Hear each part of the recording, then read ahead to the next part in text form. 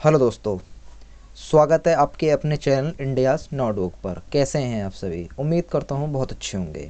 दोस्तों, इससे पहले आपको चैनल पर वीकली करंट अफेयर प्रोवाइड कराई गई थी, जिसमें कि आपने उस वीडियो पर काफ़ी अच्छा रिस्पॉन्स दिया था।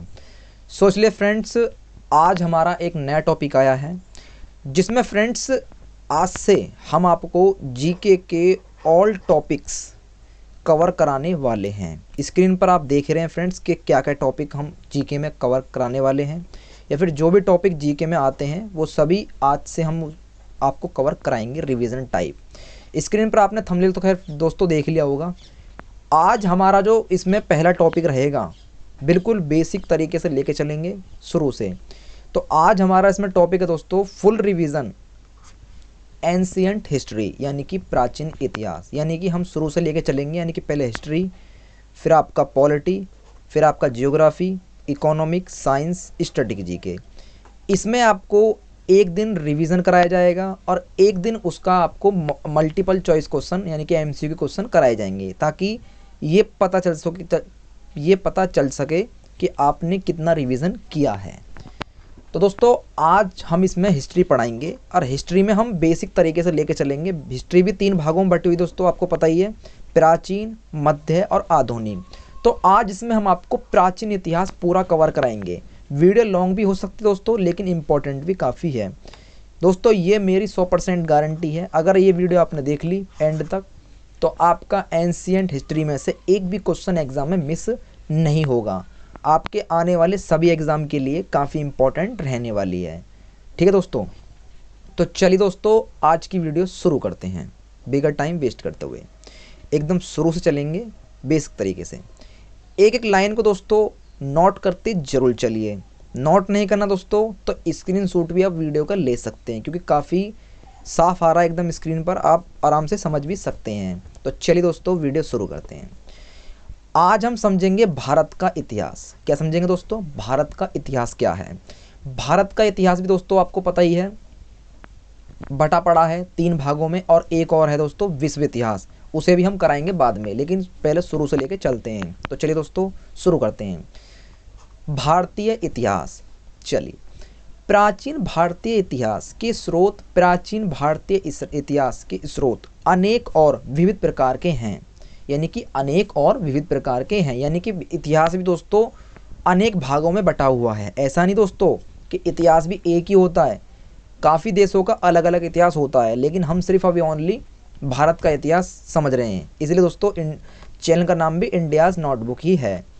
ठीक है दोस्तों, अगर चैनल पर आप नए हैं तो चैनल को सब्सक्राइब भी कर लीजिए। ठीक है दोस्तों, चलिए हम उन्हें 2 श्रेणियों में विभाजित कर सकते हैं, और वो 2 श्रेणियाँ कौन कौन सी दोस्तों? पहली है साहित्यिक और दूसरा है पुरातात्विक। पहली साहित्यिक है और दूसरा है पुरातात्विक। इसमें जो चीज़ दोस्तों नोट करने वाली है वो मैंने अलग कलर में डिफरेंट कर दिया तो दोस्तों, ताकि आप इन चीज़ों को आसानी से नोट कर सकें नोटबुक पर। क्योंकि दोस्तों ऐसी छोटी छोटी चीज़ें एग्ज़ाम में अक्सर पूछ ली जाती हैं, और हम ऐसी छोटी छोटी चीज़ों को दोस्तों अक्सर मिस कर दिया करते हैं। जो चीज़ दोस्तों हम मिस कर देते हैं, अक्सर वही चीज़ एग्ज़ाम में पूछ ली जाती है। तो इसलिए दोस्तों मेरी आपसे यही रिक्वेस्ट है कि इस वीडियो में आप जो भी चीज़ मैं आपको समझा रहा हूँ या जो भी नोट करने के लिए कह रहा हूँ, सब नोट करते चलिए दोस्तों, क्योंकि छोटी छोटी चीज़ें भी एग्ज़ाम में पूछ ली जाती हैं। लॉन्ग वीडियो हो जाएगी लेकिन कोई दिक्कत नहीं दोस्तों, समझाया पूरे तरीके से जाएगा दोस्तों, ताकि आपका एग्ज़ाम में इस टॉपिक से रिलेटेड एक भी क्वेश्चन मिस नहीं हो सके। तो चलिए दोस्तों, पहला समझते हैं साहित्यिक स्रोत। ठीक है, इसमें पहले नंबर पर आता है दोस्तों आपका वेद। सबसे पहले हम समझेंगे वेदों के बारे में। वेद क्या हैं, कितने प्रकार के हैं, क्या इनका महत्व है। चलिए, भारत के प्राचीनतम ग्रंथ हैं वेद, जो हैं वो भारत के प्राचीनतम ग्रंथ हैं। प्राचीन इतिहास पढ़ रहे हैं दोस्तों तो प्राचीन ही होंगे। ठीक है दोस्तों, चलिए अब वेदों की 4 संख्या हैं, यानी कि ये भी कह सकते हैं दोस्तों वेद 4 प्रकार के होते हैं। कौन कौन से होते हैं दोस्तों?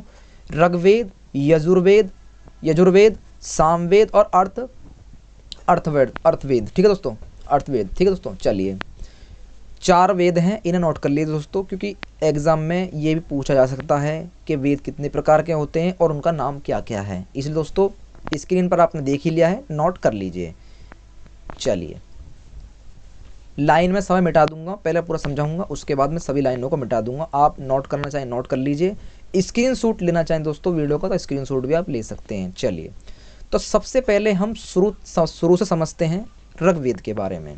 चलिए, यह प्राचीनतम वेद माना जाता है। ये क्या माना जाता है दोस्तों? ये सबसे प्राचीनतम वेद माना जाता है। इसमें कुल 100 मंडल हैं दोस्तों। इम्पोर्टेंट दोस्तों नोट करिए, क्योंकि मैंने दोस्तों अलग अलग कलर में ले रखा है तो इसलिए इम्पोर्टेंट ही होगा। 100 मंडल हैं और 1028 सूक्त हैं।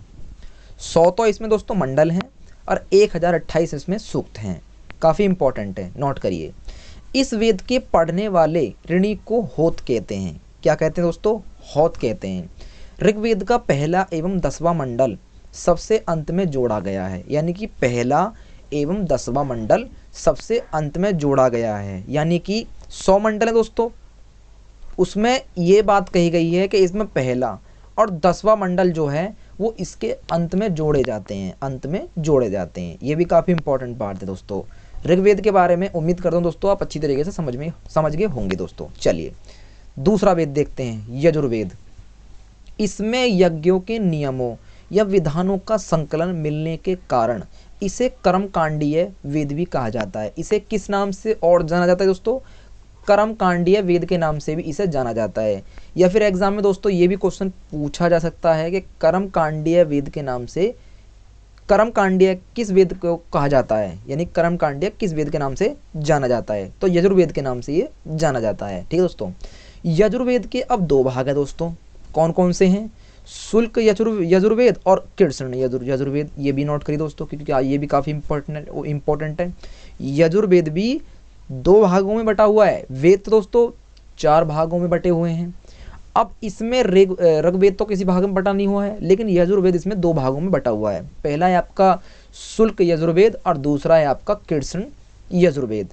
अब आप इसमें जितनी भी लाइनें हैं स्क्रीनशॉट लेना चाहते हैं तो स्क्रीनशॉट भी आप ले सकते हैं। वीडियो को पॉज करिए और वीडियो का स्क्रीनशॉट आप ले सकते हैं, या फिर अगर आपने नोटबुक हाथ में ले रखी है तो नोटबुक पे जो भी मैं कह रहा हूँ दोस्तों इन सभी बातों को नोट करते हुए चलिए, क्योंकि दोस्तों आपको पता है चैनल का नाम ही इंडियाज नोटबुक है। हमारा चैनल का नाम रखने का दोस्तों डिसीजन ही यही था कि आप हर एक चीज़ को नोट करते हुए जरूर चलिए दोस्तों, क्योंकि आपको पता ही है नोट्स बनाने काफ़ी इंपॉर्टेंट है। अगर एक बार की दोस्तों आप किसी चीज़ को भूल गए हैं और वो चीज़ आपने नोटबुक पर नोट कर ली है तो उसे आप नोटबुक में देखें और आपको वो तुरंत याद हो जाएगी। अब दोस्तों एक साथ तो आपको ये सब चीज़ याद नहीं होंगी, अगर आप इन्हें नोटबुक में नोट कर लेंगे तो सिर्फ ओनली दोस्तों समझा तो मैं इस वीडियो में रहा ही हूँ आपको, उसके बाद तो सिर्फ ये है कि नोटबुक उठानी है आपको और नोटबुक में सिर्फ अपना ये रिवीजन ही करना है, क्योंकि दोस्तों वीडियो में मैं रिवीजन कराना हूँ और नोटबुक में नोट करके आपको रिवीजन कर लेना है जब आपके एग्ज़ाम पास आ जाएं। ठीक है दोस्तों, कोई भी किताब उठाने का जरूरत नहीं है। इसी वीडियो के अकॉर्डिंग सारी जीके मैं इसमें ही आपको कवर करा दूंगा, क्योंकि दोस्तों डिसीजन ले लिया गया है कि सारी जीके कवर करानी है। एक दिन आपको हर एक टॉपिक का रिवीजन मिलेगा और एक दिन आपको दोस्तों उस टॉपिक से रिलेटेड MCQ क्वेश्चन मिलेंगे, मल्टीपल चॉइस क्वेश्चन। ठीक है दोस्तों, अब मान लो दोस्तों आज मैं एंसेंट हिस्ट्री का रिवीजन करा रहा हूँ तो कल इसके आपको MCQ क्वेश्चन मिलेंगे, ताकि इससे पता चल सके दोस्तों कि आपने कितना रिवीजन या मैंने इसमें आपको कितना रिवीजन अच्छी तरीके से करवा दिया है। चलिए दोस्तों थोड़ा आगे बढ़ते हैं। अब समझते हैं तीसरे वेद के बारे में, सामवेद। किसके बारे में दोस्तों? सामवेद के बारे में। चलिए, साम का अर्थ होता है दोस्तों गान, गाना नहीं दोस्तों, गान। सामवेद में मुख्यतः यज्ञों के अवसर पाए जाने वाले मंत्रों का संग्रह है, यानी कि यज्ञों के अवसर पर गाए जाने वाले मंत्रों का इसमें संग्रह, यानी कि मंत्र जो भी बोले जाते हैं दोस्तों ब्याह शादियों में, शादी वादियों के अवसर में जो पंडित द्वारा जो मंत्र बोले जाते हैं वो इसी वेद में ही शामिल हैं।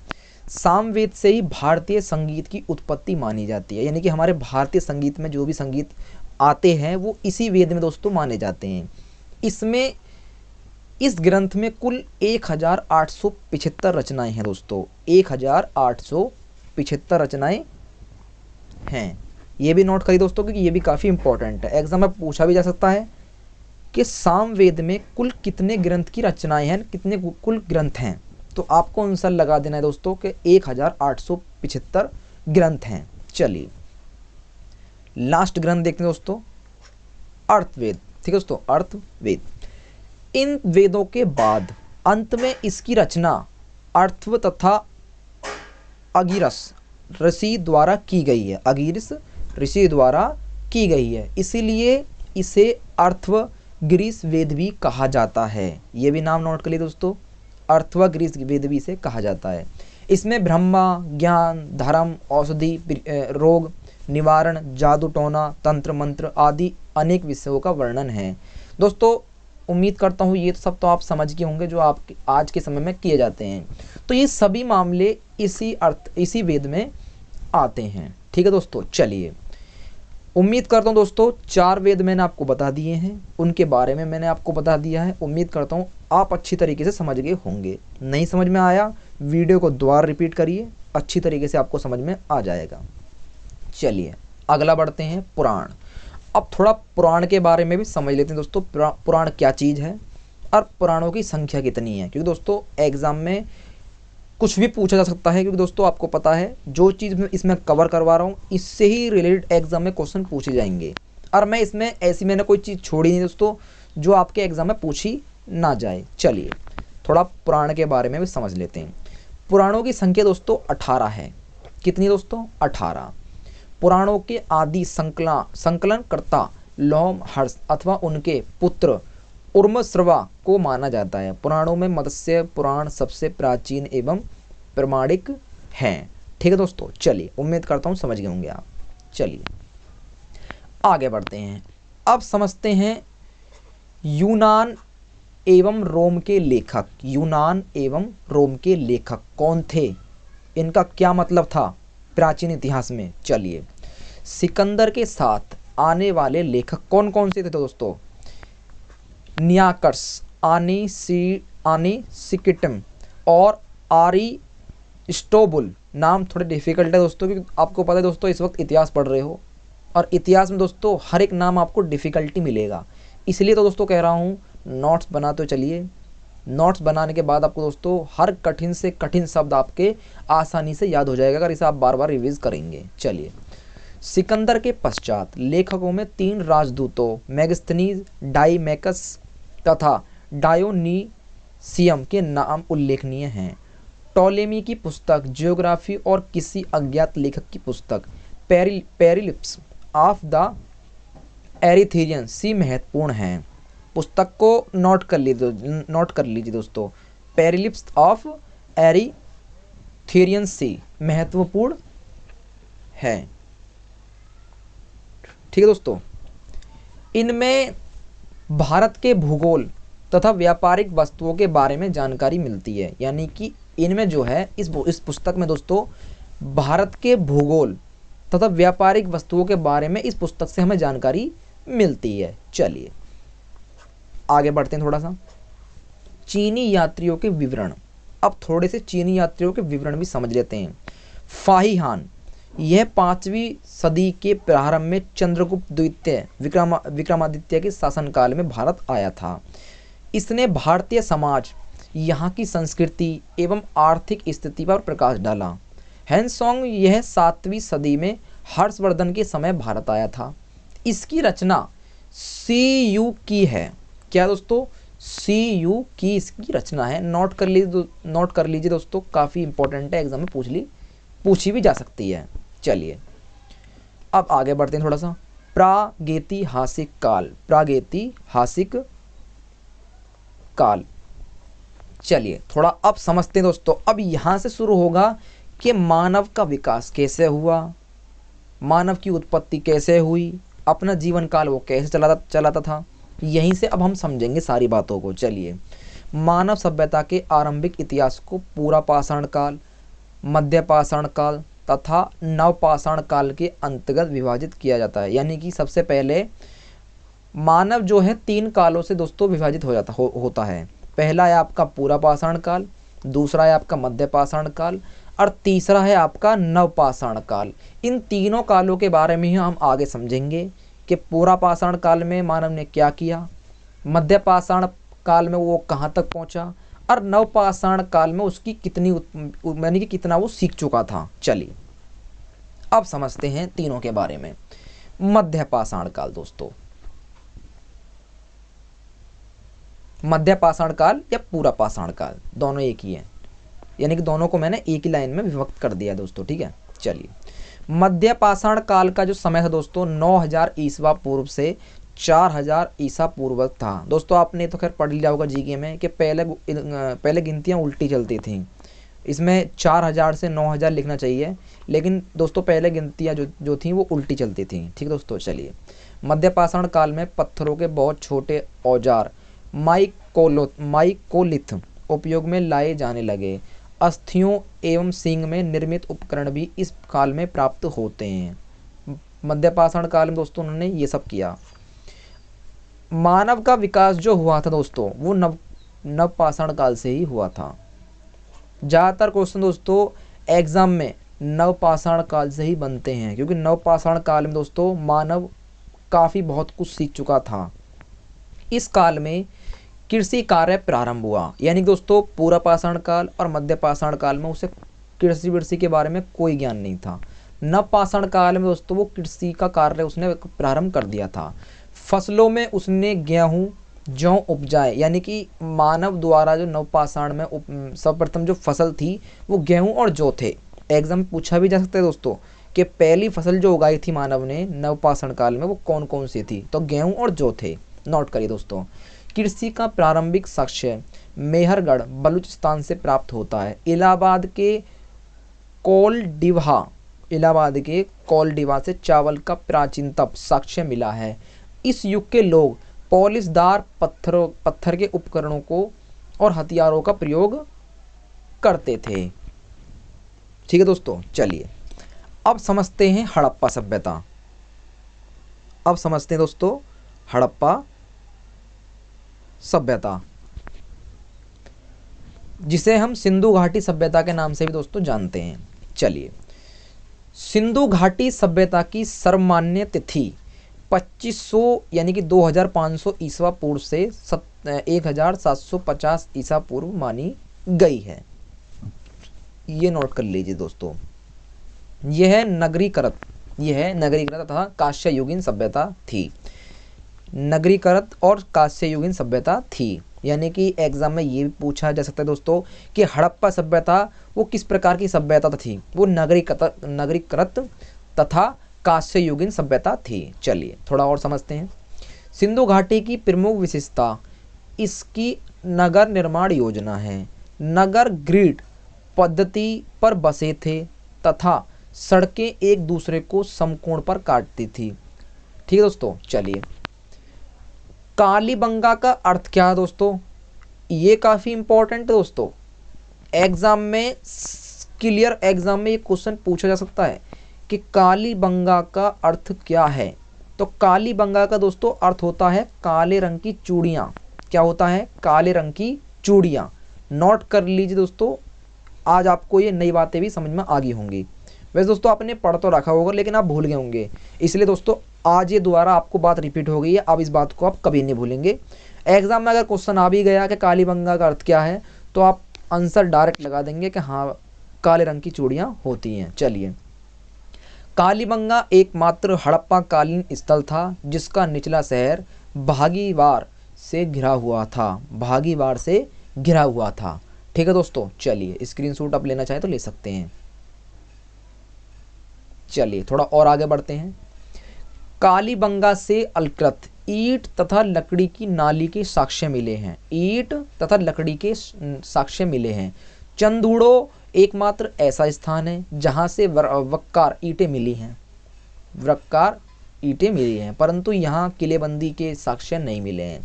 मोहनजोदड़ो से विशाल स्नागर प्राप्त हुआ है। दोस्तों ये काफ़ी पुराना क्वेश्चन है और एग्जाम में 6ठी क्लास तक या 10th क्लास तक भी ये एग्जाम में क्वेश्चन पूछा जा सकता है। अब सोचिए दोस्तों, जब इन क्लासों में क्वेश्चन पूछा जा सकता है तो कंपटीशन एग्जाम के लिए क्वेश्चन कितना इंपॉर्टेंट होगा। तो ये भी काफ़ी इंपॉर्टेंट है। अगर एग्जाम में क्वेश्चन बन जाए कि विशाल स्नागर कहाँ मिला है, तो वो मोहनजोदड़ो में मिला है। स्नागर का दोस्तों आपको मतलब नहीं पता, मैं बता देता हूँ दोस्तों। आज के समय में दोस्तों हम ज़्यादातर स्विमिंग पूल को जो कहते हैं ना, जिसमें बहुत बड़ा होता है, उसमें हम नहाते हैं, इसी को ही स्नानघर कहते हैं। स्नानघर होता है नहाने का स्थान, यानी कि कोई बहुत बड़ा स्थान, जैसे कि तालाब हो गया, इसी को ही स्नानघर कहते हैं। ठीक है दोस्तों, इससे आपको अच्छी तरीके से समझ में आ गया होगा कि स्नानघर किसे कहते हैं। तो ये कहाँ मिला था दोस्तों? ये मोहनजोदड़ो में मिला था, यानी कि विशाल, यानी कि बहुत बड़ा, जिसका उपयोग संबद्ध धार्मिक अनुष्ठान के लिए किया गया था। किसके लिए किया गया था दोस्तों? ये भी आपको समझ में आ गया होगा। स्नानघर का जलाशय 11.88 मीटर लंबा था, 7.1 मीटर चौड़ा था और 2.43 मीटर ये गहरा था। अनुमान लगा सकते हैं दोस्तों आप। मोहनजोदड़ो की सबसे बड़ी इमारत अन्न कोठार थी। ये भी काफ़ी इंपॉर्टेंट है दोस्तों, अन्न कोठार इसकी सबसे बड़ी इमारत थी। सिंधु सभ्यता के नगरों में किसी मंदिर के अवशेष नहीं मिले हैं। सिंधु सभ्यता में कृषि संगठित रूप से की जाती थी तथा अधिशेष उत्पादन होता था। यहाँ गेहूँ, जौ, कपास इत्यादि की खेती होती थी। कालीबंगा से जुते हुए खेत तथा हल्की प्रकृति के साक्ष्य प्राप्त हुए हैं। नोट करिए दोस्तों, काफ़ी इंपॉर्टेंट बात है। सबसे पहले कपास पैदा करने का श्रेय सिंधु सभ्यता के लोगों को है।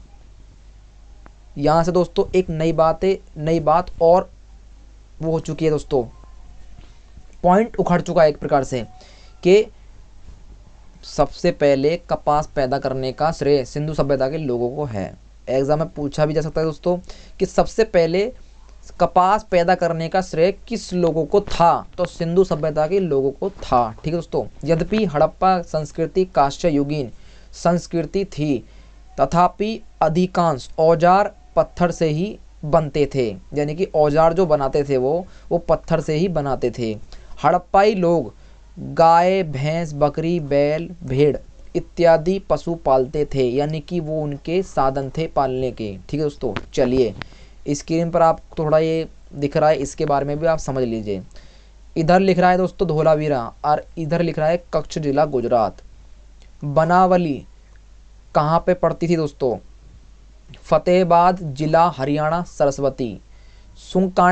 सुंकांगेडोर मकरान से समुद्र किनारे पाकिस्तान दासक। आलमगीरपुर मेरठ जिला उत्तर प्रदेश हिंडन। लोथल अहमदाबाद जिला गुजरात भोगवा। रोपड़ जिला पंजाब सतजल। रंगपुर अहमदाबाद जिला गुजरात भागदर। और कालीबंगा हनुमानगढ़ जिला राजस्थान घग्गर सिंधु। और चंदूहड़ सिंध प्रांत पाकिस्तान सिंधु।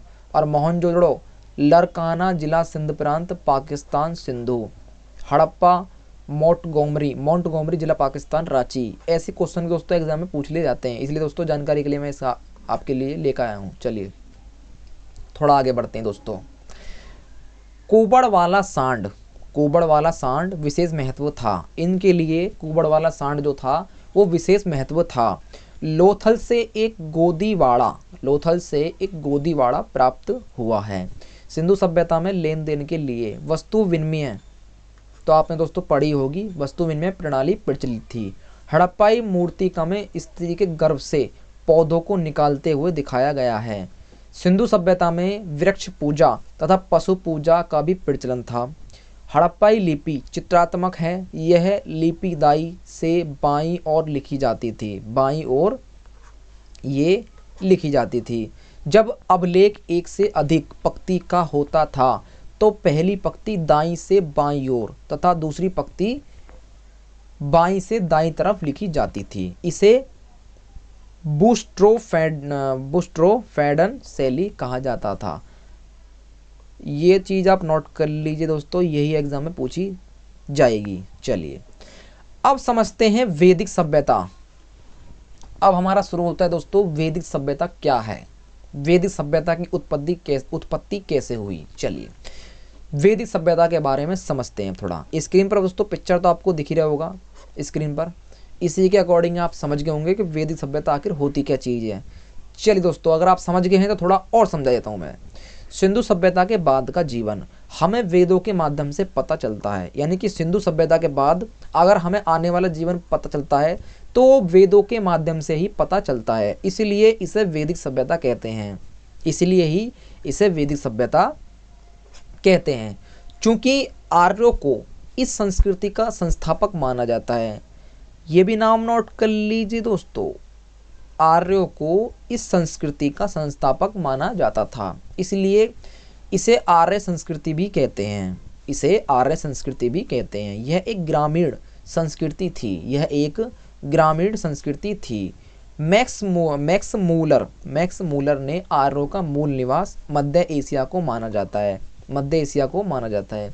वैदिक काल को 2 भागों में बांटा जाता है। पहला है ऋग्वेदिक जो 1500 से 1000 तक चला था, और दूसरा है उत्तर वैदिक जो 1000 से 600 ईसी पूर्व में विभाजित किया जाता है। चलिए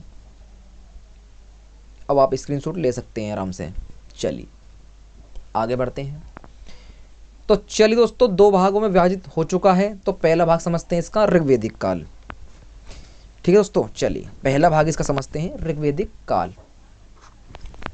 भारतीय आर्यों के संबंध में प्रथम जानकारी हमें ऋग्वेद से प्राप्त होती है। यानी कि भारतीय आर्यों के संबंध में प्रथम जानकारी जो हमें प्राप्त होती है दोस्तों, वो ऋग्वेद से ही प्राप्त होती है। ऋग्वेद में आर्य शब्द का 36 बार उल्लेख किया गया दोस्तों। कितनी बार दोस्तों? 36 बार इस बात का उल्लेख किया गया है। ये बात आप नोट करिए दोस्तों। ईरानी भाषा का ग्रंथ अवेस्ता और ऋग्वेद के अनेक बातों में समानता है। ऋग्वेद में 4 गाह या बड़े जत्थों के प्रधान को ब्राजपति कहा जाता था दोस्तों। ब्राजपति कहा जाता था, ये भी आप नोट करें। युद्ध में कबीले का नेतृत्व राजा करता था। युद्ध के लिए ऋग्वेद में गिविष्टि शब्द का प्रयोग किया गया है, जिसका अर्थ है गायों की खोज। किसकी दोस्तों? गायों की खोज। नियोग प्रथम तथा विधवा विवाह का प्रचलन था, किंतु बाल विवाह पदा प्रथा का प्रचलन नहीं था। आजीवन अविवाहित रहने वाली महिलाओं को अमाजू कहा जाता था दोस्तों। इसमें जो भी बात नोट करने वाली दोस्तों, वो मैंने अलग अलग कलर में डिफरेंट कर रखे हैं, ताकि इन्हीं बातों को आप नोट करें और बाकी बातों को आप दोस्तों एक स्टोरी की तरह समझते चलिए। ऋग्वेद में वनस्पतियों से सोमरस बनाने की विधि का वर्णन था, जो आर्यों का प्रिय पेय पदार्थ था। गाय को सबसे उत्तम धन मानते थे ये दोस्तों। गाय को ये सबसे उत्तम धन मानते थे। इसे अज्ञानन मारे जाने योग्य पशु कहा गया है। यानी कि इस पशु को मारा नहीं जा सकता, ये एक अच्छा पशु है, इसीलिए इसे ये उत्तम धन मानते थे। घोड़ा एक महत्वपूर्ण पशुधन था। यानी कि घोड़ा भी इनके लिए एक महत्वपूर्ण पशुधन था। ऋग्वेद आर्य द्वारा धातु के रूप में सर्वप्रथम तांबे का प्रयोग किया गया था। किसका प्रयोग किया गया था दोस्तों? तांबे का प्रयोग किया गया था। नोट कर लीजिए। और आप स्क्रीनशॉट लेना चाहें दोस्तों, आप स्क्रीनशॉट भी ले सकते हैं। चलिए आगे बढ़ते हैं थोड़ा सा। चलिए दोस्तों, ऋग्वेदिक काल समझ लिया, अब उत्तर वैदिक काल समझते हैं। दोस्तों जो भी बात इसमें नोट करने की है वो आप नोट करिए, और वो कौन कौन सी तो नोट करने दोस्तों वो मैं बताता रहूँगा। बाकी सभी बातों को दोस्तों एक स्टोरी की तरह समझते चलिए, जब ही दोस्तों आपको हिस्ट्री पूरी तरीके से समझ में आएगी। ठीक है दोस्तों, चलिए उत्तर वैदिक काल में संबंधित जानकारी हमें सामवेद, यजुर्वेद, अर्थवेद, ब्राह्मण ग्रंथ, आरण्यक और उपनिषद से प्राप्त होती है। दोस्तों आपको पता है इस वक्त हम जीके पढ़ा रहा हूँ मैं दोस्तों आपको, और जीके में क्या पढ़ा रहा हूँ आपको? हिस्ट्री पढ़ा रहा हूँ। लेकिन दोस्तों ऐसा कुछ नहीं है कि हिस्ट्री कोई डिफ़िकल्ट सब्जेक्ट है। अगर इसको आप एक स्टोरी की तरह समझोगे तो ये आपकी काफ़ी अच्छी तरीके से समझ में आ जाएगी। हिस्ट्री का मतलब क्या होता है दोस्तों? हिस्ट्री का मतलब होता है कि हमारी क्या इतिहास है, यानी कि हमसे पहले, यानी कि हमारे आने से पहले लोग किस प्रकार जीते थे, उनका क्या व्यवहार था, वो सभी बातें दोस्तों हिस्ट्री में कवर कराई गई है। और यही बातें दोस्तों हमें समझनी होती है कि हमसे पहले का जीवन काल क्या था, यानी कि हमसे हजारों वर्ष पहले का जीवन काल इंसान कैसे व्यतीत करता था। ये सभी बातें हिस्ट्री में कवर कराई जाती हैं। इसलिए दोस्तों मैं इसलिए तो कह रहा हूँ कि आप इसे एक स्टोरी की तरह पढ़ते चलिए, समझते चलिए, आपको सभी बातें क्लियर होती जाएंगी। ठीक है दोस्तों, चलिए। इस काल में आर्यजनों का पंजाब से आगे गंगा यमुना से लेकर सदानीरा गंडक तक विस्तार हो गया। उत्तर वैदिक काल समाज ब्राह्मण, क्षत्रिय, वैश्य तथा शुद्धाचार वर्णा में विभक्त था। ये बात आप नोट करिए। समाज प्रतिसत्तात्मक बना रहा तथा महिलाओं की स्थिति में तुलनात्मक रूप से गिरावट आई। आश्रम व्यवस्था का आरंभ हो गया तथा किंतु चौथा आश्रमतार्थ संन्यास वैदिक युग में प्रतिष्ठित नहीं हुआ था। ब्राह्मण, क्षेत्रीय तथा वैश्य द्विज जातियों के रूप में जाने जाते थे तथा इसे यज्ञोपवीत धारत करने का अधिकार था। इस काल में कृषि मुख्य पेशा बन गई थी, यानी कि इस काल में दोस्तों कृषि एक मुख्य पेशा बन गई थी, जिसे लोहे के उपयोग में प्रोत्साहित किया गया। लोहे को श्याम अयस कहा जाता था दोस्तों। क्या कहा जाता था? श्याम अयस कहा गया दोस्तों। उत्तर वैदिक काल में हल को सीर कहा जाता था दोस्तों। क्या कहा जाता था? सीर कहा जाता था। और कृषि भूमि को सीता कहा जाता था। ये भी नोट करिए आप। उत्तर वैदिक लोग जौ के साथ साथ गेहूं और चावल भ्री में भी उपजाने लगे थे, यानी कि जौ के साथ साथ गेहूं और चावल इसमें एक नया ऐड हो चुका है दोस्तों, इसे भी आप नोट करें। ऋग्वेद देवता इंद्र का महत्व घटा तथा प्रजापति मुख्य देवता के रूप में प्रतिष्ठित हुए। वैदिक काल के अंतिम दौर में यज्ञ के कर्मकांडों और पुराहित के विरुद्ध तीव्र प्रतिक्रिया हुई है दोस्तों। चलिए दोस्तों, अब आप इसका स्क्रीनशॉट भी ले सकते हैं।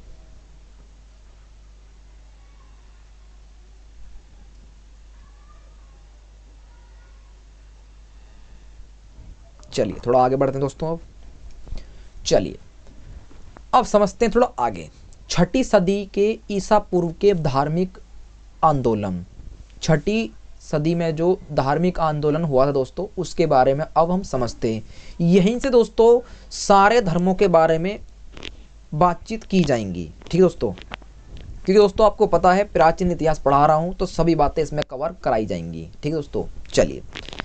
छठी सदी ईसा पूर्व के उत्तराई में मध्य गंगा के मैदानों में अनेक धार्मिक संप्रदायों का उदय हुआ, जिनमें जैन और बौद्ध धर्म सर्वाधिक महत्वपूर्ण संप्रदाय थे। जैन और बौद्ध धर्म तो दोस्तों आपने पढ़ ही रखे होंगे, आज और पढ़िए दोस्तों, आज इनके बारे में आपको सही तरीके से समझ में आ जाएगा। और क्या बात नोट करनी दोस्तों, ये भी मैं आपको बताऊंगा।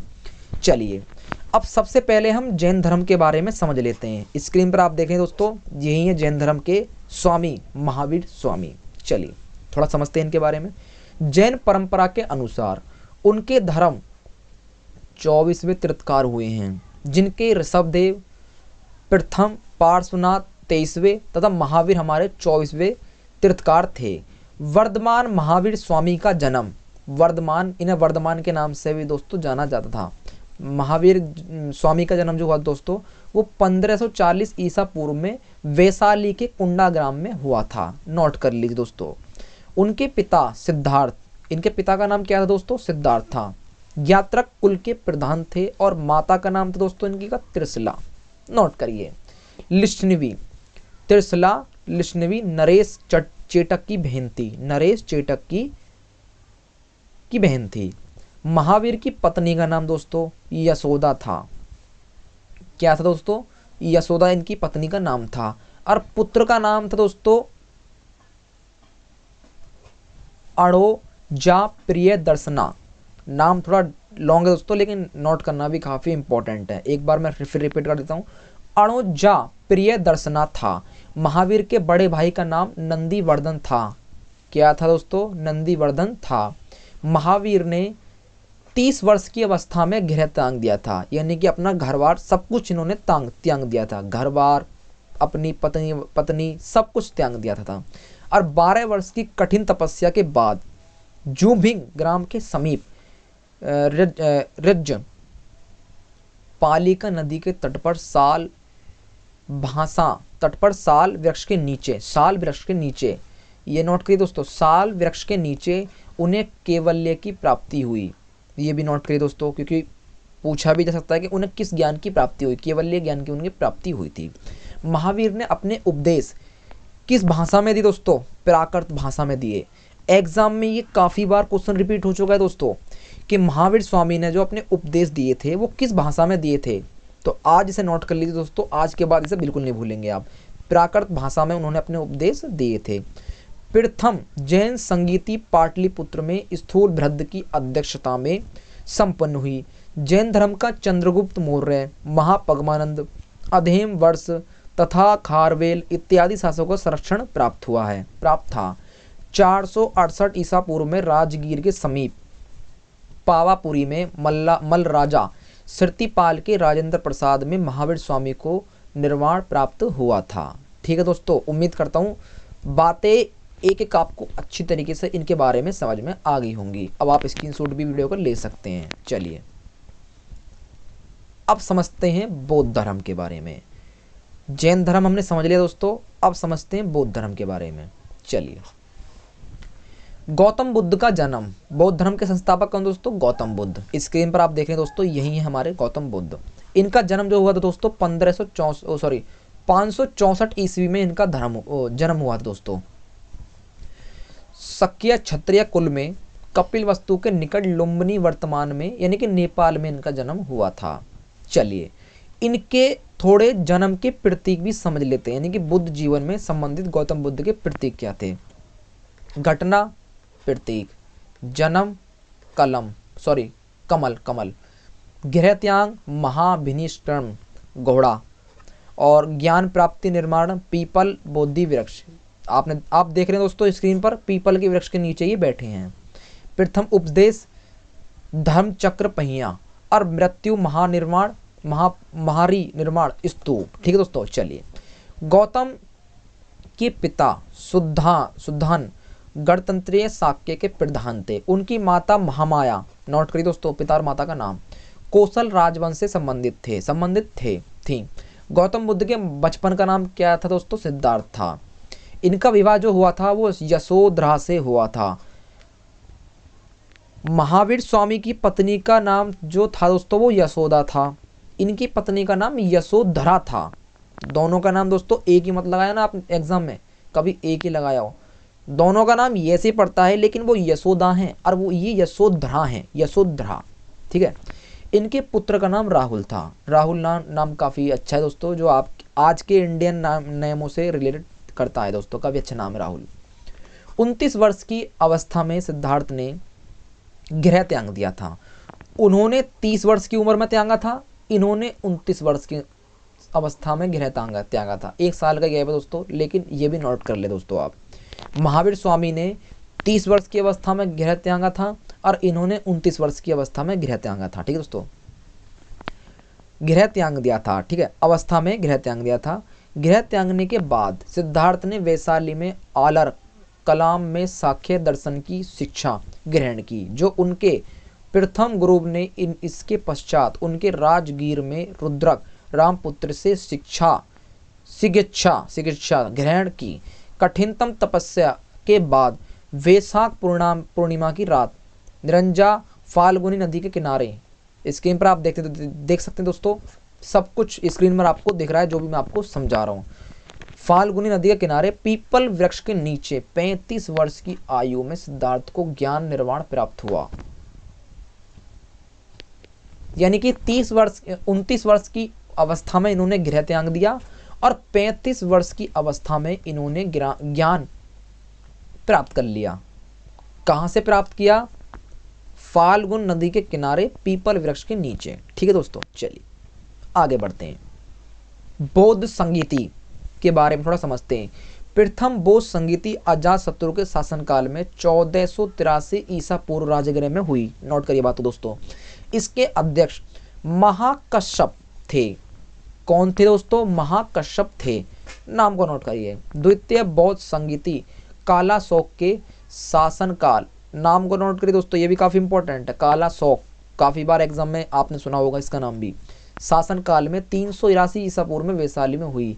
और तृतीय बौद्ध संगीति अशोक के समय 250 ईसा पूर्व में पाटलिपुत्र में हुई। इसके अध्यक्ष मोंगलीपुर थे।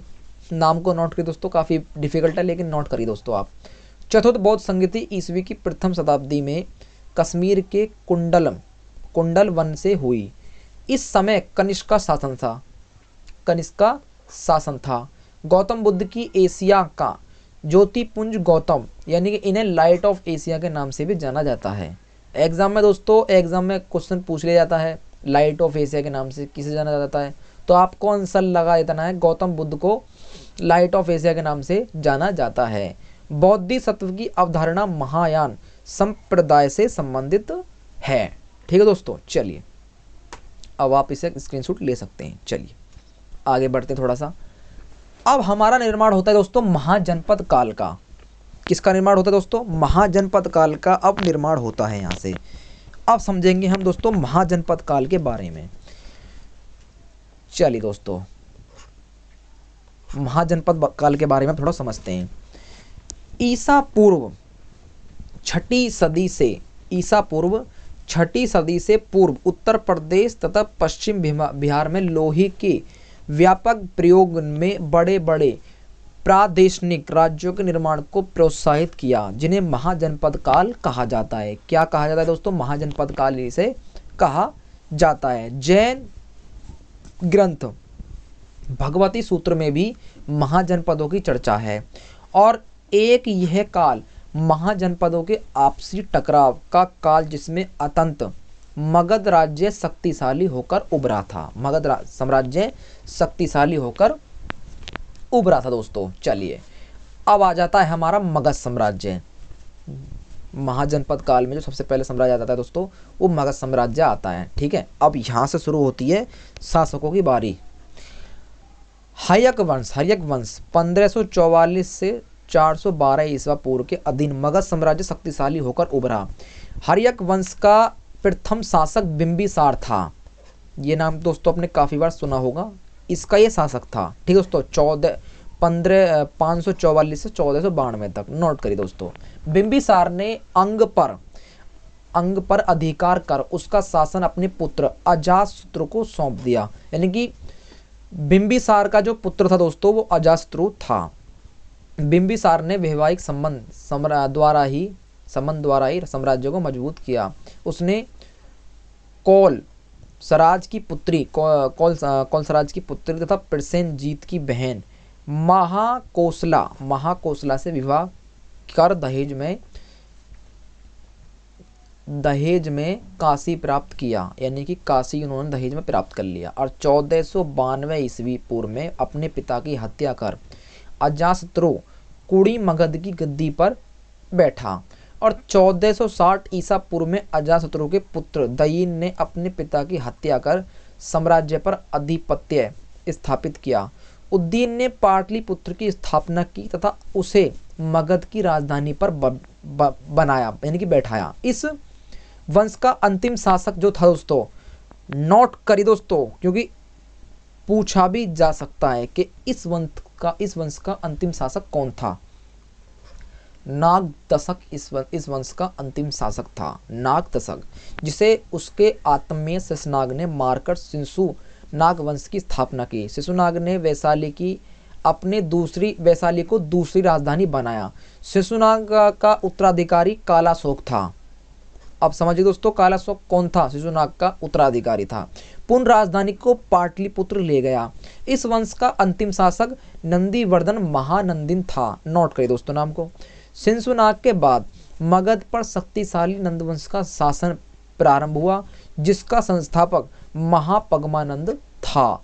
विशाल साम्राज्य स्थापित करने के कारण इसने एक राट और एक छत्र की उपाधि धारण की। दोस्तों स्क्रीनशॉट आप वीडियो का आप ले सकते हैं दोस्तों। चलिए थोड़ा आगे बढ़ते हैं दोस्तों। घनानंद इस वंश का अंतिम शासक था दोस्तों। घनानंद जो था इस वंश का अंतिम शासक था, जिसे यूनानी विवरण में अग्रिमज कहा गया है। घनानंद सिकंदर का समकालीन था। अब आप समझ गए होंगे दोस्तों कि घनानंद किसके समकालीन था? वो सिकंदर का समकालीन था। सिकंदर का आक्रमण। चलिए दोस्तों अब सिकंदर का आक्रमण समझते हैं कि इसने कहाँ आक्रमण किया। ईरान को जीतने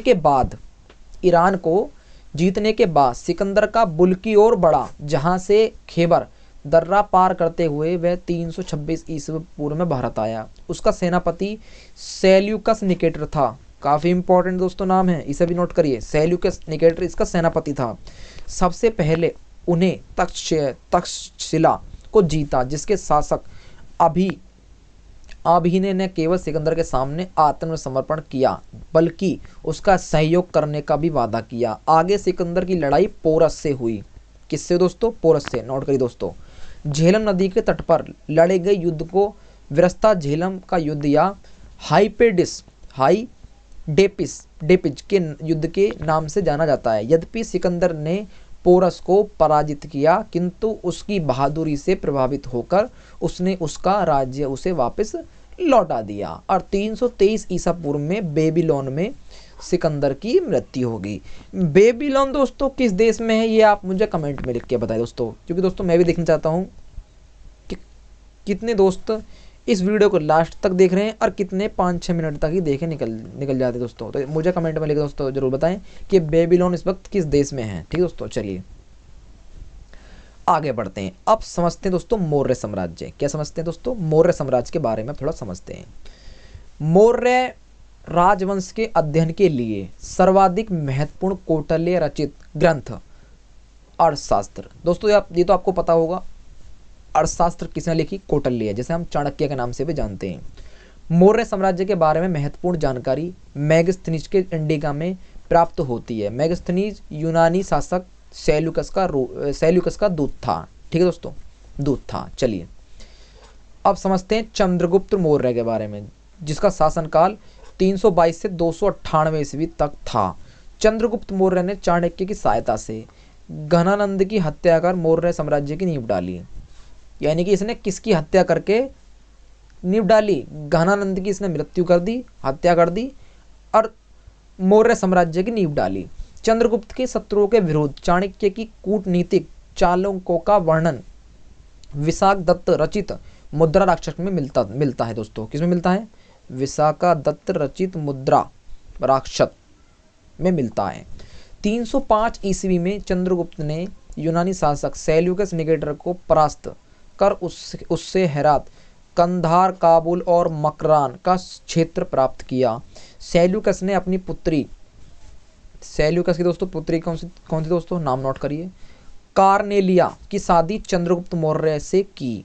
चंद्रगुप्त के सोहगोरा तथा महास्थान अभिलेखों से यह ज्ञात होता है कि मौर्य काल में अकाल के दौरान राजकीय सहायता की जाती है। जैन ग्रंथों के अनुसार अपने जीवन के अंतिम चरणों में चंद्रगुप्त मौर्य ने जैन परंपरा के अनुसार श्रृणबेलगोला में अपने शरीर का त्याग कर दिया था। ठीक है दोस्तों, चलिए स्क्रीनशॉट लेना चाहते हैं आप स्क्रीनशॉट भी ले सकते हैं।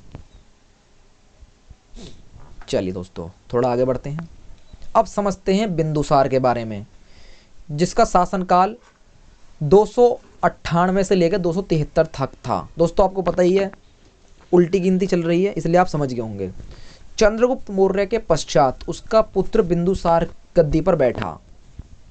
चंद्रगुप्त का पुत्र कौन था दोस्तों? बिंदुसार। यही तो नाम होते दोस्तों जो नोट करने के वाले होते हैं, इसलिए इन नामों को आप नोट करिए। चंद्रगुप्त का पुत्र था बिंदुसार, ये आप नोट करें। यूनानी लेखकों ने इसे अमित्रोचेटस, अमित्रघात कहा है। बिंदुसार के समय तक्षाला में विद्रोह हुए, जिसे दबाने के लिए पहली बार सुसीम को और बाद में अशोक को भेजा गया। दोस्तों आपको पता ही है इतिहास में काफ़ी नेम डिफ़िकल्ट होते हैं, जिन्हें पढ़ना काफ़ी कठिन होता है, लेकिन दोस्तों मैं ये वादा करता, ये गारंटी देता हूँ दोस्तों, अगर आप इतिहास को बार बार पढ़ेंगे ना तो एक दिन इतिहास आपको अच्छी तरीके से समझ में आ जाएगा। या फिर दोस्तों आपको बार बार पढ़ने की जरूरत नहीं है।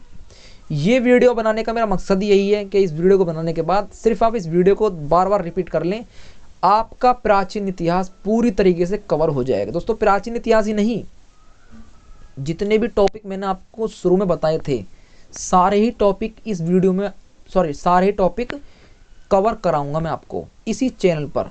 बस चैनल के साथ जुड़े रहिए और अपने दोस्तों के साथ भी शेयर करते रहिए। चलिए अब समझते हैं अशोक के बारे में, जिसका शासनकाल 273 से 232 तक था। अशोक का वास्तविक राज्य अभिषेक 269 ईस्वी से हुआ है। राज्य अभिषेक, जो वास्तविक राज्य अभिषेक था, वो 269 ईस्वी में हुआ है। पुराणों में अशोक को अशोकवर्धन कहा गया है। पुराणों में अशोक को अशोकवर्धन कहा गया है। और पुराण में दोस्तों आपको पीछे पढ़ा दिए थे। राज्याभिषेक से पूर्व अशोक उज्जैन का राज्यपाल था। भारत में शिलालेख का प्रचलन सर्वप्रथम अशोक ने किया। दोस्तों यहाँ से काफ़ी इंपॉर्टेंट बात इंपॉर्टेंट हो गई है कि सर्वप्रथम शिलालेखों का प्रचलन करने वाला कौन सा शासक था, तो अशोक ही था। एग्जाम में पूछा भी जा सकता है या फिर पूछा जाएगा दोस्तों, क्योंकि इंपॉर्टेंट बात है। और ऐसी डीप बातें दोस्तों एग्जाम में पूछी जाती हैं। अब दोस्तों अगर इसी बात को आप किताब में पढ़ते तो पढ़ लेते और बाद में इसे भूल जाते, और बाद में अगर एग्जाम में क्वेश्चन आ जाता कि सर्वप्रथम शिलालेखों का प्रचलन किस शासक ने किया था, तो आप कंफ्यूज हो जाते दोस्तों कि यार मैंने पढ़ा तो है क्वेश्चन, लेकिन मैं इसे भूल रहा हूँ। अब दोस्तों मैं इसमें आपको समझा रहा हूँ 3-4 बार, तो अब आपको नाम नोट हो जाएगा कि अशोक ही था जिसने सर्वप्रथम भारत में शिलालेखों का प्रचलन करवाया था। अपने राज्याभिषेक में 8वें अर्थात 261 ईसा पूर्व में अशोक ने कलिंग पर आक्रमण किया। इसने कलिंग पर आक्रमण किया। चलिए स्क्रीनशॉट ले लीजिए, आप स्क्रीनशॉट लेना चाहते हैं तो आप। दोस्तों ऐसी ही बातें अक्सर एग्जाम में पूछ ली जाती हैं, यानी कि बीच बीच में से दोस्तों पूछी जाती हैं। जैसे कि अब ये बात बीच में तो थी, ये शिलालेखों का प्रचलन जो है, ये बात इसमें बीच में ही तो थी। अगर मैं भी इसे दोस्तों हवा के साथ पढ़ा के निकल जाता दोस्तों, ना आपको कवर होता ना मुझे कवर होता। इसलिए दोस्तों मैं इसमें हर एक चीज़ में इसलिए उठा के लाया हूँ ताकि एक बात आपको सही तरीके से समझ में आ सके। चलिए आगे बढ़ते हैं थोड़ा सा। मौर्योत्तर काल। चलिए थोड़ा मौर्योत्तर काल के बारे में समझते हैं। इसमें पहला वंश आता है शुंग वंश। क्या आता है? शुंग वंश। मौर्य शासकों के तुरंत बाद 185 ईसा पूर्व में जो वंश सत्ता में आया, शुंग वंश सत्ता में आया। जो शुंग वंश था, इसका जो संस्थापक था वो शुंग वंश था। शुंगों की राजधानी दोस्तों पाटलिपुत्र थी। वो थोड़ी इमेज से मिट रही दोस्तों, लेकिन मैं आपको समझा दूंगा। पाटलिपुत्र तथा बाद में विदिशा हो गई। पहले इसकी राजधानी पाटलिपुत्र थी और बाद में विदिशा हो गई। ये भी नोट करिए दोस्तों, काफी इंपॉर्टेंट है। पुमित्र शुंग ने 2 अश्वमेध यज्ञ किए तथा स्तूप विदिशा में पाषाण वेदिका का निर्माण करवाया।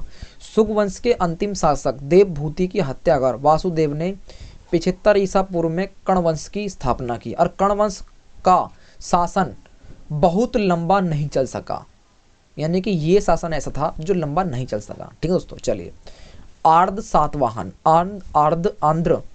सातवाहन ईसा पूर्व प्रथम सदी में ऊपरी दक्कन में सातवाहनों का उदय हुआ। इस समय की स्थापना, यानी कि इसकी स्थापना सुमुख ने, इसकी राजधानी महाराष्ट्र के प्रतिष्ठान ने पैठण में थी। सातवाहनों की राज्य की भाषा प्राकृत थी दोस्तों, काफी इंपॉर्टेंट है, नोट करिए। ब्राह्मणों की भूमि दान देने की परंपरा सातवाहनों ने शुरू की थी। हालांकि उन्होंने बौद्ध भिक्षुओं को भी भूमि दान दिया। सातवाहन शासकों ने चांदी, तांबे, सीसा, पोटीन, कांसे मुद्राओं का भी प्रचलन किया। चेदी वंश प्रथम सदी ईसा पूर्व में कलिंग क्षेत्र यानी कि उड़ीसा में चेदी राजवंश का उदय हुआ। संभवतः चेदी वंश का संस्थापक महामेघवाहन नामक व्यक्ति था। नोट करिए दोस्तों, इस वंश का नाम महामेघवाहन वंश ही पड़ गया। ठीक है दोस्तों। चलिए अब आप स्क्रीनशॉट ले सकते हैं इसका। चलिए दोस्तों आगे बढ़ते हैं। विदेशी शासन। अब समझते हैं दोस्तों थोड़ा विदेशी शासन के बारे में। दोस्तों अब समझते हैं थोड़ा विदेशी शासन के बारे में। हिंद यूनानी इंडो ग्रीक। क्या दोस्तों? हिंद यूनानी इंडो ग्रीक। मौर्योत्तर काल में भारत की उत्तर पश्चिमी सीमा पर पहला आक्रमण हिंदू यूनानी या बैक्ट्रियाई यूनानी द्वारा किया गया। भारतीय सीमा में सर्वप्रथम डेमोट्रियस प्रथम ने प्रवेश किया। नाम नोट करिए दोस्तों, नाम काफी इंपॉर्टेंट है। और पंजाब के कुछ क्षेत्र को जीता। पंजाब के इसने कुछ क्षेत्र को जीत लिया। मिनांडर 165 से 156 ईसा पूर्व सबसे प्रसिद्ध हिंदू यूनानी शासक हुआ। शक के बारे में समझते हैं। शक, शक दोस्तों डाउट नहीं, शक, शक सिर्फ। शकों में शकों ने भारत में अनेक शाखाएं स्थापित की। शक राजा स्वयं को छत्र कहते थे। पश्चिम छत्रों में चट्टान वंश का रुद्रदामन सबसे प्रसिद्ध शक शासक हुआ। सबसे प्रसिद्ध शक शासक हुआ। चलिए पहलव के बारे में समझते हैं। पश्चिमोत्तर भारत में शकों की आधिपत्य के बाद पहलवों ने पार्थियाई का आगमन हुआ। चलिए दोस्तों अब कुषाण के बारे में समझ लेते हैं। पहलवों के बाद कुषाण आए, यानी कि पहलवों के बाद कुषाण आए। दोस्तों ये अपने क्रम वाइज चल रहे हैं। पहले विदेशी शासन आया, उसके बाद शक आए, उसके बाद पहलव आए, उसके बाद कुषाण आए। इसलिए दोस्तों मैं हर एक बात को आपको अच्छी तरीके से समझाते चल रहा हूँ और कौन कब आया क्रम वाइज से समझाते भी चल रहा हूँ। ठीक है दोस्तों, चलिए पहलवों के बाद ये कुषाण आए जो यूची कबीले से संबंधित थे। किससे संबंधित थे दोस्तों? ये यूची कबीले से ही संबंधित थे। भारत में कुषाण वंश की स्थापना कुजुलकड़ फिसस ने की। नाम नोट करिए दोस्तों, कि कौन था इसका संस्थापक। इसने तांबे के सिक्के चलाए दोस्तों, इसने तांबे के सिक्के चलाए। कुषाण शासक विम कड़ फिसस ने सोने के सिक्के जारी किए दोस्तों, ये भी नोट करिए बात आप। कनिष्क की प्रथम राजधानी पुरुषपुर थी दोस्तों। क्या थी? पुरुषपुर थी इसकी प्रथम राजधानी। और पेशावर था दूसरी राजधानी मथुरा थी दोस्तों। पहली इसकी पुरुषपुर थी और दूसरी राजधानी इसकी मथुरा थी। इसके दरबार में अश्वघोष, वसुमित्र तथा नागार्जुन जैसे विद्वान और चरक जैसे चिकित्सक विद्वान थे। कुषाण शासकों ने राजाओं की प्रतिमा पूजा का प्रचलन प्रारंभ किया।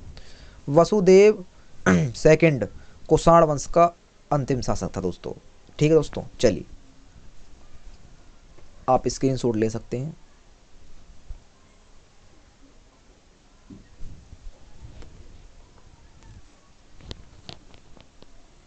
चलिए दोस्तों आगे बढ़ते हैं थोड़ा सा। अब समझते हैं थोड़ा दोस्तों गुप्त साम्राज्य, जो कि एग्जाम के पॉइंट टू पॉइंट काफ़ी इंपॉर्टेंट टॉपिक है। इससे रिलेटेड दोस्तों मैं क्या बताऊं, इतने क्वेश्चन बनते हैं कि आधे से ज़्यादा हिस्ट्री के क्वेश्चन इसी टॉपिक से पूछे जाते हैं दोस्तों, क्योंकि काफ़ी इंपॉर्टेंट टॉपिक है। चलिए इम्पॉर्टेंट भी है और थोड़ा लॉन्ग भी है दोस्तों, क्योंकि देखो आपने दोस्तों पता ही होगा पूरा पेज भरा पड़ा है, क्योंकि ये काफ़ी इंपॉर्टेंट टॉपिक है। चलिए थोड़ा समझते हैं इसके बारे में। गुप्त संवत वेश्य थे तथा कुषाणों के समांतर रहे थे। चंद्रगुप्त प्रथम ने लिच्छवी राजकुमारी कुमार देवी से विवाह की और उसका नाम अपने सिक्कों पर अंकित करवाया। उसका नाम जो है सिक्कों पर अंकित भी करवा दिया, यानी कि छपवा दिया। इसके बाद चंद्रगुप्त का पुत्र चंद्रगुप्त का पुत्र कौन सा दोस्तों? समुद्रगुप्त था। नोट करिए। 335 से 380 ईस्वा शासक बना। हरिसेन द्वारा रचित प्रयाग प्रशस्ति के से समुद्रगुप्त के विजय अभियान का पता चलता है। समुद्रगुप्त ने वरा जो छेता की उपाधि धारण की। ठीक है दोस्तों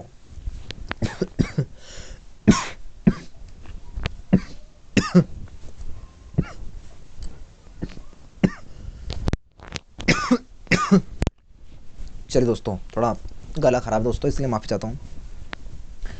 समुद्रगुप्त ने वरा जो छेता की उपाधि धारण की, ये बात आप समझिए दोस्तों। अब यहाँ से एक लाइन इंपॉर्टेंट बनती है। समुद्रगुप्त को भारत का नेपोलियन कहा जाता था दोस्तों।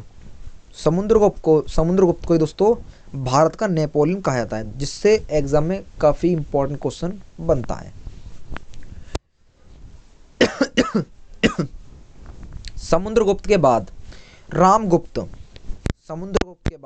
रामगुप्त सिंहासन पर बैठा। यह शकों से पराजित हो गया तथा उन्हें अपनी पत्नी ध्रुव देवी देने के लिए तैयार हो गया। उसके छोटे भाई चंद्रगुप्त ने शक राजा और रामगुप्त को मारकर ध्रुव देवी से विवाह कर लिया। और चंद्रगुप्त सेकंड 380 से 412 ईस्वी ने अपनी पुत्री प्रभावती का विवाह वाकाटक राजा रुद्रसेन से किया। चंद्रगुप्त ने विक्रमादित्य तथा परम भागवत की उपाधि धारण की। चंद्रगुप्त सेकंड ने मेहरौली में लोह स्तंभ का निर्माण करवाया दोस्तों, ये भी काफ़ी इंपॉर्टेंट है, नोट करिए। उसके दरबार में नौरत्न रहते थे दोस्तों, नौरत्न रहते थे।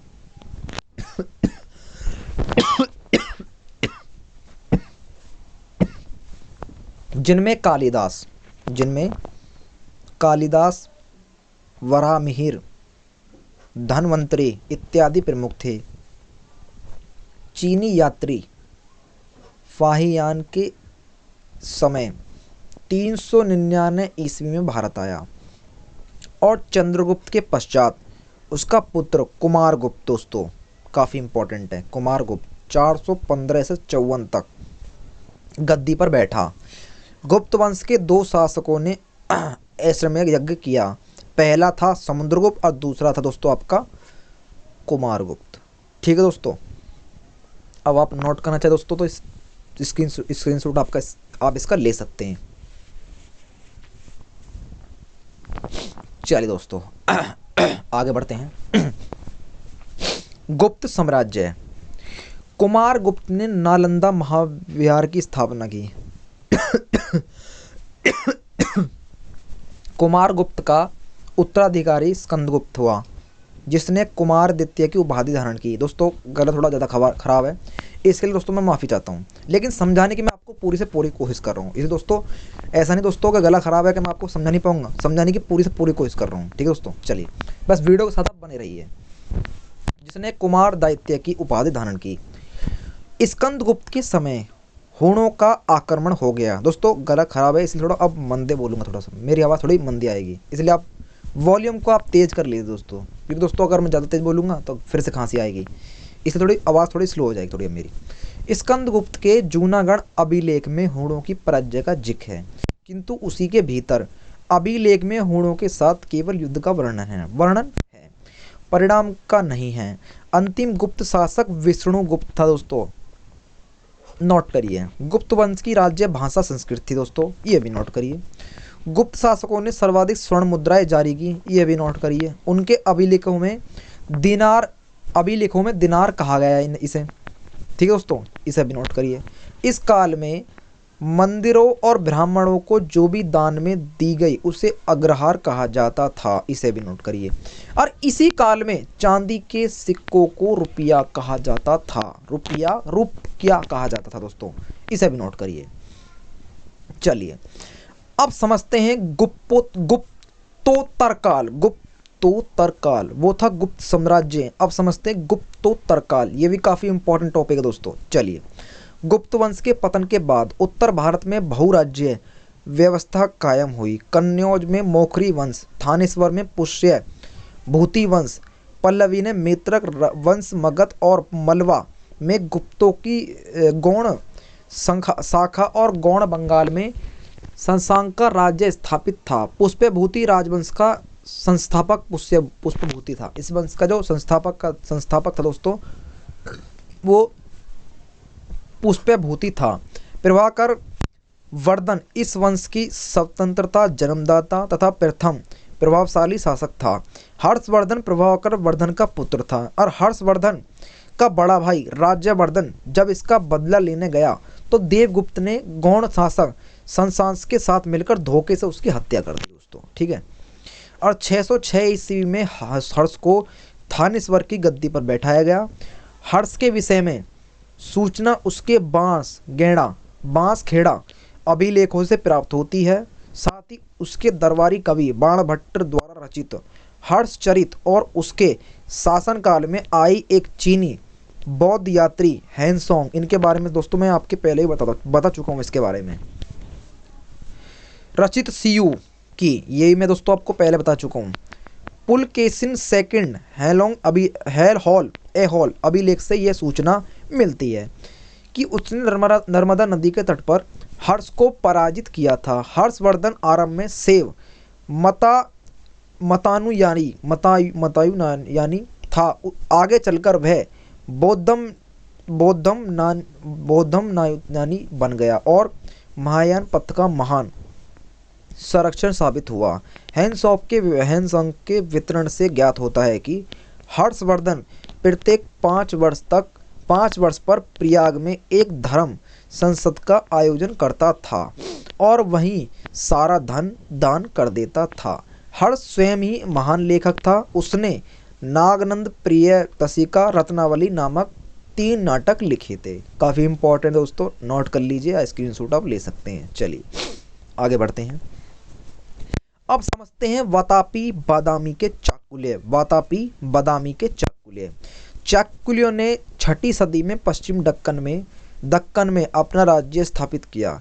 चाकुल्यों की राजधानी वातापी, आधुनिक बादामी, वर्तमान में कर्नाटक के बीजापुर जिले में है दोस्तों। कहाँ पर है दोस्तों? कर्नाटक के दोस्तों, ये बीजापुर जिले में। चाकुल्य वंश का सबसे प्रतापी राजा पुलकेशिन सेकंड था। वह कीर्तिवर्मन फर्स्ट का पुत्र था दोस्तों, ये भी नोट करें। पुलकेशिन सेकंड 609 से 642 ईस्वी की उपलब्धियों की जानकारी उसके अहल अभिलेख से होती है, जिसकी रचना रवि कीर्ति ने की थी। और नर्मदा नदी के तट पर हर्षवर्धन को पराजित करने के पश्चात पुलकेशिन सेकंड ने परमेश्वर की उपाधि धारण की और पुलकेशिन द्वितीय ने दक्षिण पैथेश्वर की उपाधि भी धारण की। चाकुल्य का दक्षिण में पल्लवों के साथ युद्ध हुआ।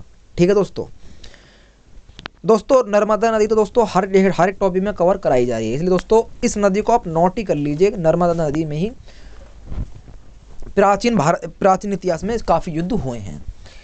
अब समझते हैं पल्लव वंश दोस्तों। पल्लव वंश क्या है?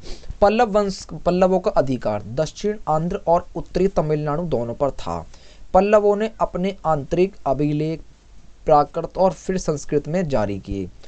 ठीक है दोस्तों, अब समझते हैं पल्लवकालीन कुछ प्रमुख शासक सिंह। ठीक है दोस्तों, पहला इसमें सिंह विष्णु। पल्लव वंश का वास्तविक संस्थापक सिंह विष्णु ही था। इसकी राजधानी कांची एक प्रमुख सांस्कृतिक केंद्र थी।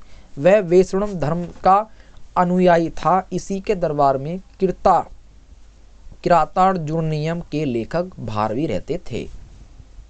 ठीक है दोस्तों, चलिए स्क्रीनशॉट आप ले सकते हैं इसका।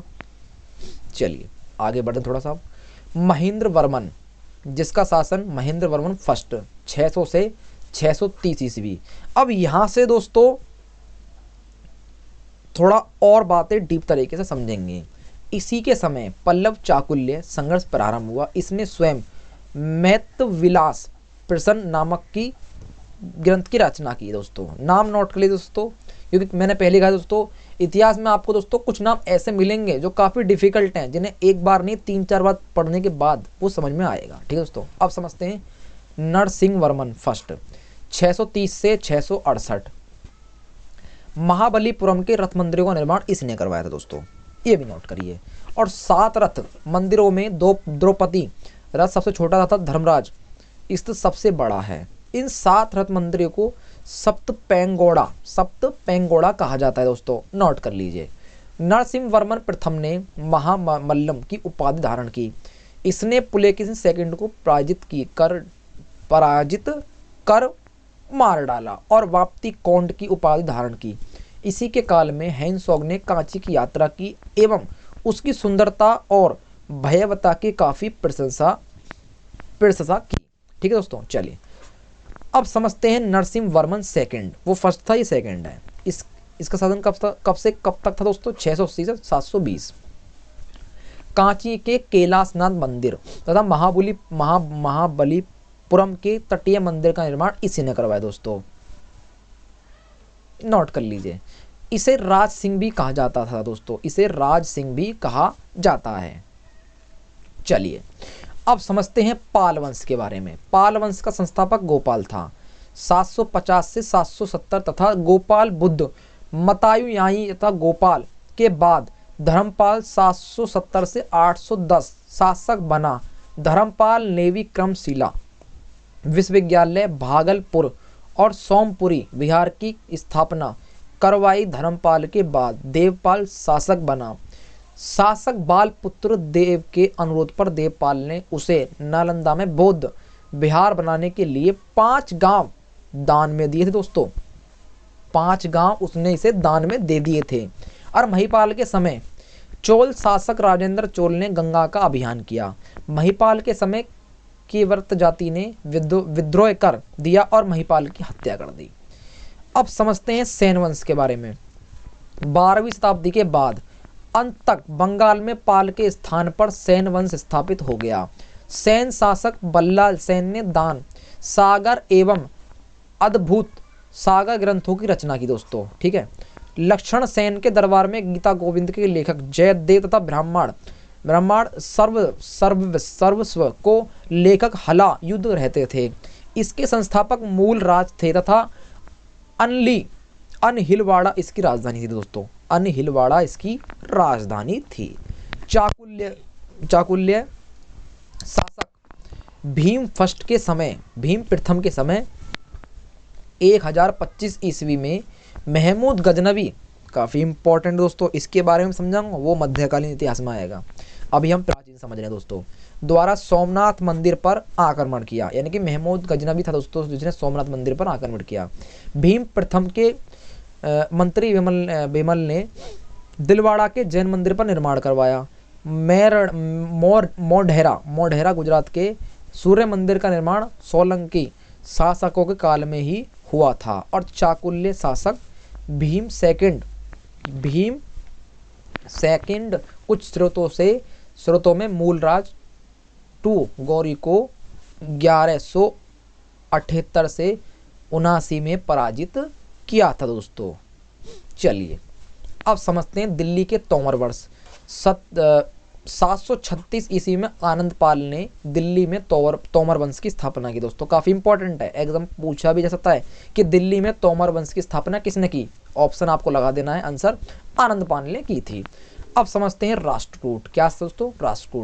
राष्ट्रकूट चाकुल्यों के समान थे। राष्ट्रकूट वंश की स्थापना दंती दुर्ग ने की थी और राष्ट्रकूट की राजधानी मन्यखेत गुलबर्गा कर्नाटक थी। दंती दुर्ग ने मालवा का अभियान किया और हिरण्यगर्भाध्यान यज्ञ किया जिसमें प्रतिहारों ने द्वारपाल की भूमिका निभाई और एलोरा के कैलाश मंदिर का निर्माण कृष्ण प्रथम ने करवाया था। अब समझते हैं चोल वंश दोस्तों। क्या समझते हैं? चोल वंश। चोल पल्लवों के समान थे। इनका इतिहास मुख्यतः अभिलेखों से जाना जाता है जो कि संस्कृत, ये नोट कर लीजिए दोस्तों, संस्कृत, तमिल, तेलुगु, कन्नड़ भाषा में लिखे गए हैं। और विजयालय 850 से 887 ने चोल राज्य की स्थापना की और उसने नरकेसरी की उपाधि धारण की थी। चोलों की प्रारंभिक राजधानी तंजौर या तंजापुर थी। नोट कर लीजिए दोस्तों। राज फर्स्ट मालदीव पर अपनी शक्तिशाली नौसेना की सहायता से विजय प्राप्त की। यह प्रथम चोल शासक था जिसने भूमि की माप करवाई दोस्तों। यह प्रथम शासक था, नोट कर लीजिए।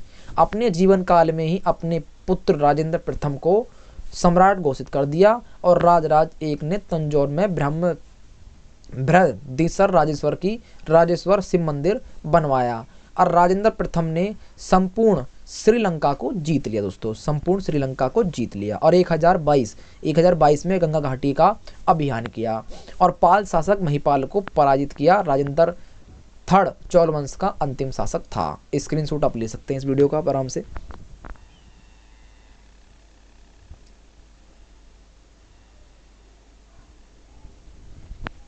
चलिए दोस्तों थोड़ा आगे बढ़ते हैं।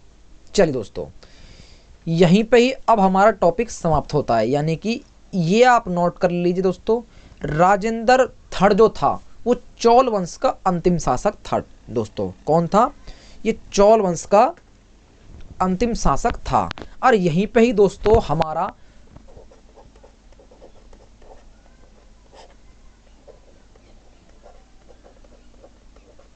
प्राचीन इतिहास समाप्त होता है दोस्तों। उम्मीद करता हूं दोस्तों इस वीडियो में एक भी ऐसा टॉपिक मैंने प्राचीन इतिहास में छोड़ा नहीं होगा जो एग्जाम के पॉइंट टू पॉइंट इंपॉर्टेंट नहीं हो। ठीक है दोस्तों। और दोस्तों वीडियो आपने एंड तक देखी, इसके लिए आपका बहुत बहुत धन्यवाद। धन्यवाद दोस्तों, क्योंकि आपको पता है अब दोस्तों हमने डिसीजन ले ही लिया है कि सारी जीके कवर करानी है, तो सारी जीके दोस्तों कवर करानी ही है। ठीक है दोस्तों, जिसमें हम आप शुरू से ही लेके चल रहे हैं। शुरू से मतलब ये है कि इतिहास पढ़ा रहे हैं, इतिहास भी कई भागों में बटा हुआ है। तो आज हमने पहला भाग कवर कर लिया है, प्राचीन इतिहास। अब इस वीडियो को आप अपने दोस्तों के साथ भी शेयर करिए दोस्तों, ताकि उनको भी जीके के सारे टॉपिक कवर आराम से हो सकें दोस्तों। ठीक है दोस्तों, और अगर आपको वीडियो पसंद आई है तभी वीडियो को शेयर करें, तभी वीडियो को लाइक करें, और तभी वीडियो पर कमेंट करें, और तभी चैनल के साथ आप जुड़ें दोस्तों। क्योंकि दोस्तों मैं ये नहीं चाहता कि आपको वीडियो समझ में नहीं आई और आप सब्सक्राइब कर लेते हैं दोस्तों। सब्सक्राइब भी आप तभी करिए दोस्तों जब आपको वीडियो सारी समझ में आ जाए दोस्तों। और इस वीडियो की PDF पाने के लिए टेलीग्राम ग्रुप को ज्वाइन कर लीजिए, उसका लिंक आपको डिस्क्रिप्शन में मिल जाएगा। नेक्स्ट चैनल को अपने को सब्सक्राइब करना दोस्तों बिल्कुल ना भूलें। हमारा नेक्स्ट चैनल और है, उस पर भी आपको दोस्तों काफ़ी इंपॉर्टेंट वीडियो मिलती रहेंगी टेक्नोलॉजी संबंधित दोस्तों। वो पढ़ाई से रिलेटेड नहीं है, लेकिन वो हाँ वो ये है कि स्टडी टेक्नोलॉजी जितने भी टॉपिक हैं सभी उस वीडियो में कवर कराए जाते हैं। या आप दोस्तों आप उस चैनल को देख सकते हैं, आपको सब समझ में आ जाएगा दोस्तों को वो चैनल किस टॉपिक से रिलेटेड है दोस्तों। तो चलिए दोस्तों, आज इसमें मैंने आपको इतिहास मतलब प्राचीन इतिहास कवर कराया है। नेक्स्ट टॉपिक का इंतजार करिए। नेक्स्ट टॉपिक आप खुद सोचिए कि मैं किसके ऊपर लेकर आऊँगा, या फिर आप मुझे कमेंट में लिख के बता सकते हैं दोस्तों। वैसे बताना नहीं दोस्तों, अब मैं शुरू से ही पढ़ाऊँगा दोस्तों। आज प्राचीन आ चुका है, अब इसके बाद आपको एक मॉक टेस्ट मिलेगा प्राचीन इतिहास से रिलेटेड, ताकि आपको पता चल सके कि इसमें आपने कितने टॉपिक कवर कर लिए हैं दोस्तों। क्योंकि मॉक टेस्ट लगाना भी काफ़ी इंपॉर्टेंट है। पहले एक दिन आपको दोस्तों हर एक टॉपिक से रिलेटेड रिवीजन करने के लिए मिलेगा, और एक दिन आपको उसका मॉक टेस्ट हल कराया जाएगा। आज मैंने इसमें दोस्तों आपको प्राचीन कवर कराया है, तो अगले दिन आपको इसका मॉक टेस्ट मिलेगा। मॉक टेस्ट में आपको बताना है कि आपने कितने सही करें कितने गलत करें, कमेंट में लिख के। उसके बाद दोस्तों आपका मध्यकालीन इतिहास आएगा, उसके बाद उसका MCQ कराया जाएगा दोस्तों। ठीक है दोस्तों, तो चलिए दोस्तों यहीं पर ही आज हम अपनी वीडियो को समाप्त करते हैं। उम्मीद करता हूँ दोस्तों वीडियो आपको अच्छी तरीके से पसंद आई होगी। तो चलिए दोस्तों ऐसे ही जुड़े रहिए चैनल के साथ, और वीडियो को शेयर भी करते रहिए दोस्तों। तो चलिए दोस्तों मिलते हैं नेक्स्ट टॉपिक में, तब तक के लिए जय हिंद, वंदे मातरम।